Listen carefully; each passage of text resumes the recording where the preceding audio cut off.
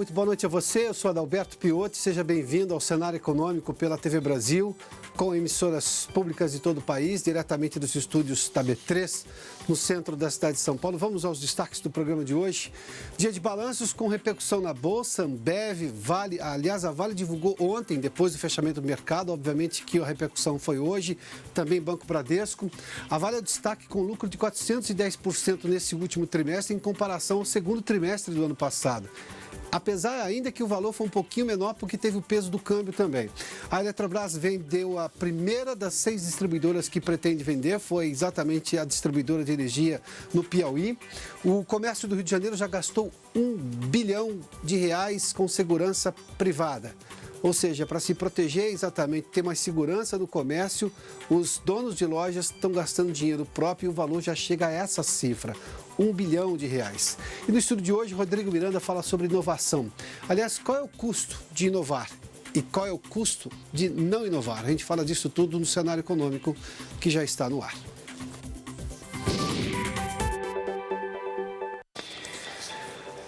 Ainda na temporada de revisão do Produto Interno Bruto, nós divulgamos já do Banco Central recentemente, do próprio governo, Ministério do Planejamento. O mercado faz isso semanalmente, da pesquisa do Boletim Focus, que está em torno de 1,5%. O governo está um pouquinho mais, um pouco acima de 1,60%. Hoje foi a vez da Confederação Nacional da Indústria fazer as suas revisões e projeções sobre vários índices econômicos deste ano. Nós temos os números aqui, vamos dar uma olhadinha nisso aqui. Daqui a pouco a gente fala das ações da Eletrobras, mas está aqui as previsões da indústria desse relatório divulgado hoje.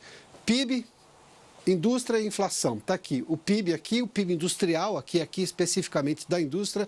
Antes, em abril, que foi exatamente a última previsão da CNI, era de 2,6% o crescimento da economia. Caiu um ponto percentual, foi para 1,6%, se aproxima exatamente do Ministério do Planejamento, é um pouquinho acima do que prevê o mercado, em 1,5%, que a gente divulgou na segunda-feira no Boletim Focus. O PIB da indústria era de 3%, cresceria acima do PIB da média brasileira. Vai crescer 1,8%, ainda assim acima do que vai crescer o PIB, mas também uma revisão bem para baixo, de 3% para 1,8%. Inflação 3,7%, subiu um pouquinho para 4,21%. Por aqui a gente percebe que houve piora em todos os índices, ou seja, uma inflação mais alta e um crescimento menor, tanto da indústria quanto que a gente olhar para a economia toda, ou seja, o produto interno bruto do país. A gente tem outros índices aqui também que chamam a atenção. Investimentos aqui é importante, vai crescer 3,5%, o consumo das famílias 2%. Isso tem peso no PIB e é extremamente importante. Ou seja, a gente vê aqui que pelo menos os investimentos estão continuando numa velocidade e numa intensidade em valores menores do que se previa, porque justamente os empresários dizem, nesse relatório da Confederação Nacional da Indústria, que tudo vai depender do desenrolar desse momento eleitoral e, claro, tem um aspecto também internacional, mas, sobretudo, desse momento eleitoral, ou seja, qual vai ser a política econômica vencedora na eleição de outubro. Isso tem poder de impactar os novos investimentos que podem acontecer ainda até outubro e provavelmente depois de outubro, evidentemente já com o quadro eleitoral definido quem será o próximo presidente da República a partir de 1º de janeiro do ano que vem.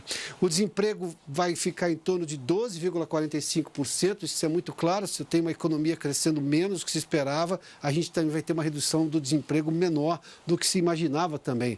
Havia prognósticos lá no final do ano passado que falavam de um desemprego abaixo de 10%, de um desemprego de um dígito, ou seja, seria uma queda vertiginosa do desemprego, que seria extremamente positivo e uma recuperação muito forte, muito intensa, muito boa. Infelizmente, não vai ser o que vai acontecer, pelo menos nesses dados revisados agora pela CNI. E o dólar a 3,80, para se ter uma ideia, ontem ficou abaixo dos 3,70 para ser preciso, hoje subiu um pouquinho. A gente fala disso daqui a pouquinho, dos números do mercado financeiro. Bom, vamos lá para a gente seguir, porque em lance único, a Cepisa, a Companhia Energética do Piauí, foi leiloada hoje aqui na B3. A empresa é uma das 6 distribuidoras da Eletrobras que a estatal quer privatizar ainda este ano. A Cepisa foi arrematada pela Equatorial Energia, que já atua no estado do Maranhão. e também no Pará. Pelo contrato, a empresa também vai conceder um desconto na conta de luz. A previsão de privatização das outras distribuidoras é de 30 de agosto, à exceção da empresa de Alagoas, que tem uma liminar na justiça que impede o leilão por enquanto. Mas esse desconto é de 8,45%. Em leilão, neste caso, o que você tem não é exatamente o maior valor, é qual o maior desconto que você dá no atual preço da energia. Desses 8,45%, para você ter uma ideia, 8,45%, o lance mínimo era 61% desse valor de desconto. A Cepisa assumiu tudo, na verdade a Equatorial Energia assumiu tudo, esse é um desconto. Ou seja, o governo recebeu um valor pela privatização, eu tenho aqui exatamente, acho que são 85 milhões de reais, e os consumidores vão ter uma energia mais barata, o contrato tem que ser assinado nos próximos 90 dias, vale a partir daí. Aliás, vamos dar uma olhadinha como é que foi, só para ter aqui as ações da Eletrobras. A gente tem aqui, só um instantinho, está aqui, as ações da Eletrobras hoje tiveram uma queda, as duas ações, porque foi uma empresa única, mesmo assim o governo considera positiva, porque começou esse processo que foi bastante tumultuado e com decisões judiciais contrárias no momento, que o governo teve que reverter. As ações ordinárias e as preferenciais, ambas caíram praticamente quase 6%. Esse foi o cenário da Eletrobras hoje. Bom, o novo censo agropecuário que deve ser divulgado no ano que vem pelo IBGE, provavelmente em junho, julho do ano que vem, já divulgou alguns dados preliminares e a fronteira agrícola brasileira cresceu. Cresceu o equivalente a um estado do Acre, ou seja, estamos plantando em áreas maiores o equivalente a mais um estado do Acre, se a gente pegar a medição anterior. A Vanessa Casalino está conosco em São Paulo e tem mais informações. Vanessa, boa noite. Oi, Piotr, boa noite para você, boa noite a todos. O Censo Agro do IBGE de 2017, como você disse, são dados preliminares e mostra que eram mais de 5 milhões de estabelecimentos agropecuários no país, uma área superior a 350 milhões de hectares. Isso significa um crescimento de 5% na comparação com a pesquisa anterior, que é de 2006, mas uma redução de 2% no número de propriedades. As com 1.000 hectares ou mais aumentaram tanto em quantidade quanto em área. Já as de tamanho entre 100 e 1.000 hectares tiveram redução nos dois casos. No que se refere à condição legal da terra, as propriedades em terras próprias cresceram de 76% para 82%, mas a participação delas na área total diminuiu, assim como a proporção de estabelecimentos com terras arrendadas, embora tenha crescido a fatia da modalidade na área total. No ano passado, mais de 15 milhões de pessoas estavam ocupadas nos estabelecimentos agropecuários, uma queda de 1,5 milhão de pessoas em 11 anos. Por outro lado, o número de tratores cresceu 49,7% e são usados em mais de 700 mil estabelecimentos. O uso de agrotóxicos aumentou e o da irrigação também, mas o destaque é para o acesso à internet, expansão de quase 1.800%. Cerca de 15% dos produtores disseram nunca ter frequentado a escola e mais de 79% não passaram do ensino fundamental. Já mulheres e idosos aumentaram a participação na direção desses estabelecimentos. Piotr.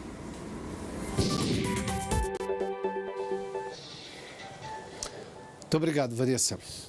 No Rio de Janeiro, os donos do comércio já gastaram R$1 bilhão em segurança privada só neste primeiro semestre, o que demonstra claramente o quão é delicada a situação da segurança no Rio de Janeiro. Na verdade, é uma amostra do que a gente vê também em várias outras grandes cidades brasileiras, mas aqui nós temos esse dado que é extremamente alarmante. O Marcelo Castilho está conosco no Rio e tem mais informações. Marcelo, boa noite. Boa noite, Piotr. Boa noite a todos. O Clube de Diretores Lojistas aqui do Rio de Janeiro divulgou hoje essa informação, que o setor gastou cerca de R$1 bilhão em ações de segurança entre janeiro e junho deste ano. Esse montante é 20% maior do que o observado no mesmo período do ano passado, segundo pesquisa da entidade. O investimento foi com a contratação de vigilantes, por exemplo, equipamentos eletrônicos, grades, blindagens de portas, reforço de vitrines e também com seguro. O CDL do Rio ouviu 750 lojistas, dos quais 180 afirmaram que já teriam sido vítima de roubo. 15% a mais do que no ano passado. De acordo com o Aldo Gonçalves, que é o presidente do Clube dos Diretores Lojistas aqui do Rio, esse gasto com a segurança particular pode ser considerado como mais um tributo pago pelos empresários do setor, que por causa da violência urbana aqui na cidade do Rio e na região metropolitana também, o comércio está sendo prejudicado e faz com que o consumidor fique amedrontado e saia menos de casa.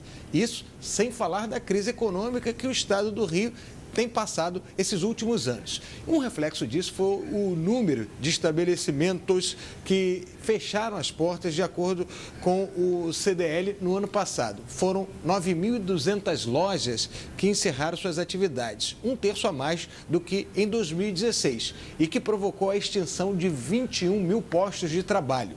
O Clube dos Diretores Lojistas diz que esse quase R$1 bilhão, 960 milhões gastos com a segurança, poderiam ter sido investidos, por exemplo, na ampliação dos negócios com novas lojas, fazendo reforma, treinando o pessoal, gerando mais emprego. Todo mundo. Piotr.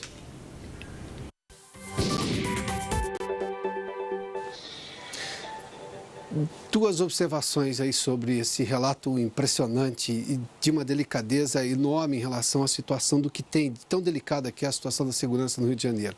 Há vários estudos econômicos que mostram que quando você melhora a segurança de um lugar, a economia cresce mais rápido e de forma mais intensa, ou seja, cresce mais e mais rápido. Há um outro detalhe. A condição de vida melhora, ou seja, a percepção de vida em relação ao lugar também melhora de forma vertiginosa. Ou seja, isso tem muito claro o quanto que a segurança é importante, não só pelo aspecto claro, que obviamente as pessoas se sentem mais seguras, a vida fica melhor. Só que essa segurança se reflete também em ganho econômico para o país, obviamente primeiro para o bairro, para as cidades, mas ganho econômico para o país. Ou seja, viver e estar num ambiente inseguro tem custo e nenhum ganho. Gerar segurança não tem custo, tem ganho, porque você, obviamente, consegue ter um crescimento normal da economia e de forma muito mais intensa, diga-se de passagem. Me permita só fazer, na verdade, um adendo. O leilão da Cepisa hoje, ela foi arrematada pela Equatorial Energia, que já atua no estado do Maranhão e do Pará. O lance único foi de R$95 milhões. Foi uma única empresa que entregou um envelope para arrematar a empresa. R$95 milhões ao governo e o desconto aos clientes, ou seja, aos clientes da distribuidora de energia do Piauí, será de 8,5% depois que houver a assinatura do contrato, que tem que acontecer em 90 dias. Bom, vamos falar sobre a questão da inadimplência. Nós temos dados aqui, a gente divulgou recentemente, 42% da população brasileira está inadimplente hoje. Esse foi um aumento do que nós vimos em relação a outros períodos, mas nós temos um outro dado aqui, que houve um aumento agora no mês de junho de inadimplentes, ou seja, consumidores inadimplentes que foram até ali para quem estão devendo e conseguiram regularizar suas dívidas. Vamos dar uma olhadinha. 63,6 milhões, 600 mil pessoas consumidores no primeiro semestre. Isso equivale a 42% da população. Esse dado nós divulgamos recentemente do SPC Brasil e da Confederação Nacional de Dirigentes Lojistas. Agora o dado de hoje, da nova pesquisa. Inadimplentes que regularizaram sua situação cresceu 1,6%. A média em maio foi de 2,2%, mas esse 1,6% é maior do que a média. Ou seja, apesar de ter sido um pouquinho menor em junho em relação a maio, nós ainda tivemos um crescimento positivo acima da média. Ou seja, quando as pessoas têm condições, elas querem sair da dívida, porque, obviamente, isso resolve uma série de problemas. Além de não ter a dor de cabeça da dívida, ela volta a poder comprar a prazo, ou seja, ela limpa o nome dela do serviço de proteção ao crédito, fica com o CPF positivo novamente. Vamos dar uma olhadinha aqui. E dos que pagaram as dívidas, esse é um dado importante, 45% dessas pessoas que conseguiram limpar o nome, regularizar a dívida, estão nessa faixa entre 30 e 49 anos, que é onde você tem também a maior parte das pessoas endividadas.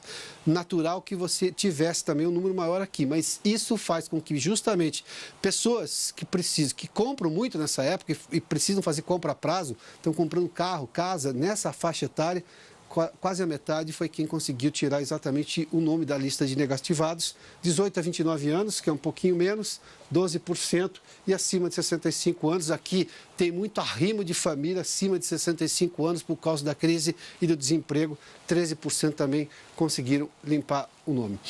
Vamos dar uma olhadinha no mercado hoje. Nós tivemos várias coisas acontecendo no mercado hoje. Houve divulgação de balanço do segundo trimestre de várias empresas. Algumas, inclusive, ontem, a Vale é um caso desse, mas o Ibovespa hoje teve um recuo, ontem ficou acima dos 80 mil pontos, hoje 79.405 pontos, uma queda de pouco mais de 1%. Vamos dar uma olhadinha agora, o dólar comercial 3,74, uma alta de 1,09, ontem ficou em 3,70. Isso aqui o mercado entende como uma certa correção, porque caiu muito e atraiu compradores, mas imagina-se que o dólar possa cair se, digamos, a situação política doméstica continuar com possibilidade de o próximo governante manter exatamente as reformas e, obviamente, você não tiver alguma coisa no exterior que mexa com a economia brasileira, como foi recentemente com relação aos juros. Vamos lá, as ações da Ambev. A Ambev divulgou um lucro líquido no segundo trimestre de 2 bilhões e 300 milhões de reais, alta de 15%, as ações subiram 5,24%. Aqui, a Ambev justifica esse aumento dizendo que a questão operacional dela conseguiu superar o problema da greve dos caminhoneiros e teve um aumento de venda de cerveja. A Copa do Mundo influenciou nisso também, porque foi exatamente no começo de junho. As ações da Vale teve um lucro de 306 milhões de reais, alta de 410% em relação ao segundo trimestre do ano passado, o mesmo segundo trimestre. As ações subiram hoje quase 2%, a R$ 52,78. Vamos lá agora, as ações do Bradesco, que tem um peso importante no Ibovespa, essas caíram apesar do lucro de 5 bilhões. A gente falava de lucros de banco muito superiores, a 10, 8. Bom, o Bradesco teve um lucro mais menor do que costumava ter, uma queda, portanto, de um pouco mais que 2,5%. Mesmo assim, teve uma alta em relação ao ano passado. Por fim, as ações da Paranapanema, a empresa foi acusada hoje, durante a Operação Zelotes, de uma denúncia na operação de que ela pagou para ter um benefício no CARF. O CARF é exatamente um órgão fiscal, ou seja, para ter uma situação melhorada em relação ao CARF. No relatório, 8 milhões por favorecimento no relatório dentro do CARF, intermediado por um escritório. Com isso, as ações da empresa caíram 7%, pouco acima de 7%. Bom, vamos fazer um intervalo, daqui a pouco a gente fala sobre inovação. Há um custo para inovar, há uma iniciativa para inovar. Quanto custa inovar? Mas também quanto custa não inovar? Esse preço, normalmente, no ambiente competitivo, é sempre mais alto. Quanto custa inovar? Levando-se em conta, obviamente, o ambiente de competição que as empresas brasileiras estão sujeitas hoje dentro e fora do país. Mas tem a segunda pergunta, quanto custa não inovar? Para falar sobre tudo isso, o Rodrigo Miranda, que é consultor de inovação, está conosco. Rodrigo, seja bem-vindo aqui ao Jornal Econômico. A pergunta eu faço a você, não inovar tende a custar mais caro no longo prazo, não tem? Com certeza. A gente vê, principalmente nesse período de crise, né, que o Brasil teve passando, as empresas que não optaram por não manter o investimento em inovação acabam sofrendo depois para retomar o crescimento, né? Dentro de um conceito médio, uma empresa está inovando quando o quê? Ela muda completamente o que ela fazia, da forma como ela fazia, ou ela olha para o mercado externo e vê como é que as pessoas, o concorrente está fazendo e ela passa a adotar posturas semelhantes ou métodos semelhantes? Exatamente. Ainda tem um pouco de preconceito com a inovação, que muitas pessoas, empresas acham que a inovação é algo muito radical. Enquanto você fazendo uma pequena melhoria, enxergando como o seu concorrente está fazendo, como o mercado fora do país está atuando, você pode fazer melhorias incrementais na sua empresa que vão te aumentar realmente a competitividade. A gente vai falar da Lei do Bem, que é exatamente uma lei para incentivar a inovação, mas antes disso, para tentar entender, tem problema de mentalidade nas empresas brasileiras? Se a empresa, de repente, tem um ambiente familiar ou se ela busca um presidente fora, ou seja, um executivo para comandar que não tem a mentalidade da inovação, eu ainda tenho problema de mentalidade. As escolas de negócio ensinam sobre inovação da forma como o mundo está ensinando? Ainda tem muito esse preconceito com a inovação, como eu falei. A inovação ainda é vista como uma despesa para a empresa, não um investimento. Muitas empresas falam, não quero investir em inovação porque eu vou estar depositando meu dinheiro em algo que eu não sei se vai dar certo, não como uma aposta efetiva. As empresas, as faculdades no Brasil, os colégios, não têm essa cultura para os alunos. Empreendedorismo é algo aqui nas universidades que não se fala. Aí lá fora já começa a ter bastante esse viés. Enxergam a importância disso. Porque eu tenho a impressão, e eu me permita aqui só dizer a você uma experiência pessoal, não raro eu falo com executivos e confesso a você como jornalista, eu tenho que ser observador, é meu trabalho, eu não percebo isso nas escolas. Eu percebo sim agora uma preocupação em falar de inovação, mas isso não era comum há pouco tempo atrás. E não vejo, do ponto de vista pessoal, um posicionamento mais forte do aluno e do professor em relação à inovação, de querer inovar. E inovar, em algum momento, você vai ter que cortar laços que existem lá atrás. Há um certo, eu não sei se conservadorismo ou falta de coragem de se expor. Eu tenho um problema na formação de inovação aqui também, não tem? Tem um problema grande na formação, desde a universidade. Isso não é fomentado no aluno. Os professores também acabam tendo que cumprir com outros objetivos. Por exemplo, as universidades visam muito mais a divulgação de papers, que são algo, às vezes, sem um objetivo prático, sem aplicação na indústria, por exemplo. Quando lá fora a gente olha, por exemplo, nos Estados Unidos, as universidades estão muito voltadas para o exterior, né? Para fora, para a criação de novos negócios, criação de empreendedorismos. E aqui no Brasil a gente não tem isso, infelizmente. Rodrigo fez menção a papers. Papers são trabalhos científicos e ele reclamou justamente que boa parte desses papers não tem aplicação na indústria, ou seja, não tem aplicação prática. Isso. Até tem um valor acadêmico, mas não necessariamente de inovação. E se ele está trabalhando numa área que ele vai, obviamente, se ele vai sair da indústria, ele não vai ficar na academia, vai trabalhar numa empresa, é bom que alguma coisa já fale a língua da indústria, é isso? Claro, exatamente. Não existe hoje a comunicação universidade e empresa no Brasil, é muito debilitada. Mas por que isso ainda é tão debilitado? Eu me lembro que eu era um jovem jornalista, trabalhava em Campinas, a Toyota foi se instalar, a Toyota e a Honda se instalaram, a Honda em Sumaré e a Toyota próxima, de uma outra cidade próxima a Campinas, e eu perguntei, e eles não tinham tido à época nenhum benefício fiscal do Estado, o governador era Mário Covas, porque o Estado estava numa situação fiscal muito deteriorada, e o governo falou assim, não tem dinheiro. E os japoneses decidiram colocar ali e disseram, porque nós queremos ficar perto da Unicamp, que tinha uma escola de engenharia de renome. Ou seja, os japoneses tinham a visão de que eles precisavam ficar perto de uma escola. Além das questões de infraestrutura, que já eram boas, estão perto de estrada, próximo do grande centro consumidor e tudo mais. Mas eles falaram no discurso e na entrevista, sempre falando sobre a história de estar perto de uma escola. Por que a gente tem essa distância tão grande entre escola e empresa aqui no Brasil? Quem que tem que tomar a primeira iniciativa para, digamos, aproximar? Tem que ser um trabalho, acho que dos dois lados. Primeiro, o mundo acadêmico entender que realmente precisa de fornecer conhecimento para a empresa, para as indústrias, para que elas apliquem em produtos, e não apenas conhecimento teórico, e por parte das empresas também entender que realmente essa proximidade com a universidade tem muito a agregar para eles. A gente hoje, num dia no Brasil, não tem isso. Até a questão que você falou, questão de fomento, de incentivo fiscal para isso. Lá fora, o que as empresas investem em universidades tem um retorno grande. Aqui no Brasil ainda não é tão grande assim. Vamos falar da Lei do Bem, que é exatamente uma lei federal para tentar que fornece uma série de recursos, na verdade, com renúncia de impostos, para que as empresas apliquem inovação.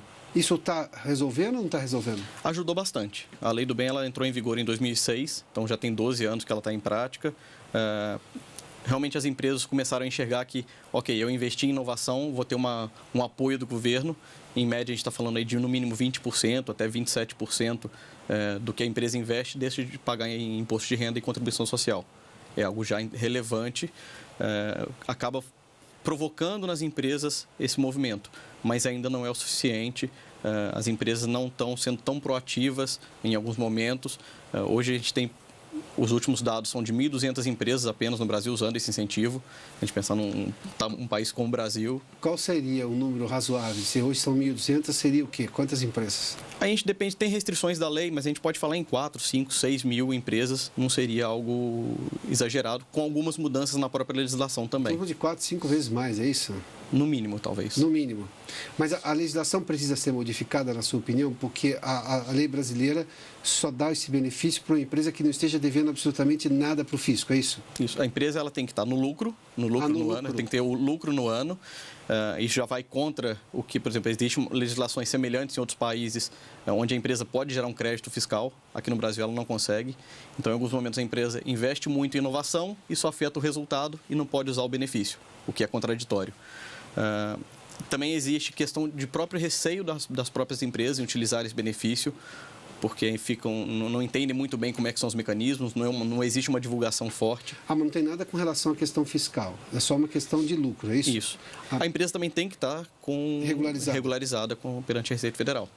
Ou seja, se tiver algum problema fiscal, não pode ter o benefício. Isso. Que aí tem uma lei maior que diz que você não pode ter nenhum benefício do Estado se você estiver devendo para ele. Né? Exatamente. Que aí é um regramento para várias questões.